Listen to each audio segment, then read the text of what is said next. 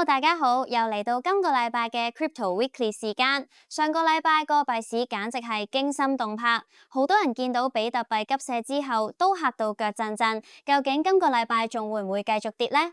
定係我哋終於要迎嚟年底嘅絕地大反攻？記住留到最後，因為我哋會揭露一個極度恐怖嘅技術信號，同埋點解華爾街班大鱷仍然喺度偷偷掃貨。上個禮拜比特幣先經歷咗一場大地震。有分析指 BTC 由高位下挫，跌幅大約3%至到3%左右。呢個跌幅就算喺牛市期間都屬於典型大型回調範圍。按周線圖量度今輪最大跌幅約3%，同前一輪牛市中期兩次大回撤相間。月線圖亦見到連續巨型陰燭將升勢吞噬。對照歷史，呢啲級別嘅抽刀式回調喺牛市中並非罕見，但就代表市場進入策略換檔期。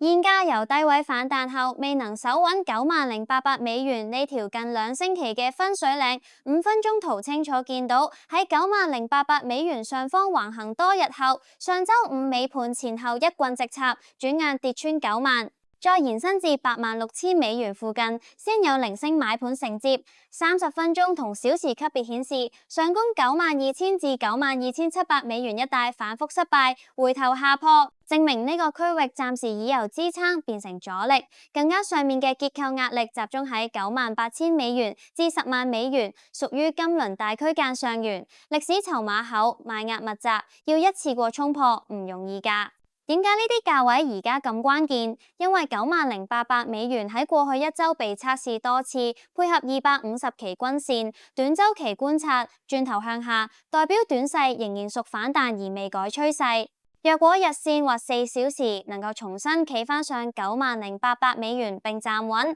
再逐級挑戰92,000同92,700先攤年尾反攻，否則85,000至83,000之間嘅成交密集帶會再次被考驗，而周線更深層風險係回補至$74,000至7萬左右嘅舊雙頂做中期震盪。中期角度要提一條萬均，周線250期均線大約喺$54,400，屬於極端壞情景嘅最遠參考軌。歷史經驗顯示，大牛市中要深插至呢條線並唔常見。但當槓桿同流動性壓力夾擊嘅時候，市場會用時間換取空間，透過橫向拖延化解下行動能。市場傳聞層面，華爾街對現貨仍然有承接意願。Coinbase 日價由負轉正屬於有利信號，往往意味合規資金喺現貨邊走邊建倉，現貨 ETF 個別產品再現小幅淨流入。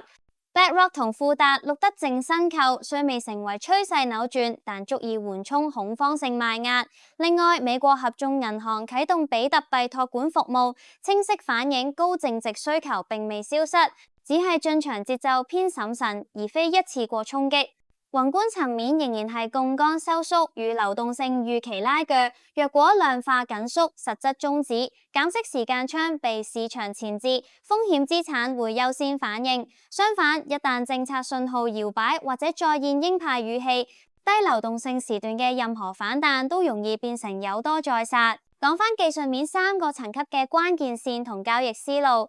第一層係操作線$90,800，呢條線喺5分鐘與30分鐘圖都畫得好直白，守得住短勢可望，回補至92,000至92,700，守唔住就要接受85,000上下嘅雙底再測，以及再往下探83,000嘅風險。第二層係結構線$98,000至$100,000，屬於5月以嚟嘅雙體上緣，歷史巨鯨多次減倉區。若果能大量上破並站上$105,000，先算真正解除中期下行壓力。第三層係週期線，週線50期均線大約喺$120,000上下，過去多次扮演牛熊分界，今輪已被跌穿並轉為上檔天花板。任何回升只要未能重奪，就要將佢視為逢高承壓位，而非安全區。以太坊方面，研發路線持續推進，交易所供應量下降同樣係中長期利好，不過短期仍受比特幣主導同山寨解鎖賣壓牽制。策略上宜把資金集中喺流動性同敘事都夠厚嘅主鏈與頭部資產，對體量細、解鎖密嘅代幣保持風險折扣。總結今週操作框架：第一，所有盈利未變現都只係紙上富貴，所以企圖喺98,000至10萬美元附近博進嘅話，就要配合明確止損同分批了結。第二，情緒管理永遠走喺判斷之前，見到瀑布唔追沽，見到拉升唔追多，按位做，按風險做，先可以喺呢個地獄級難度嘅牛市中生存。多謝大家收睇，我哋下集再見啦，拜拜。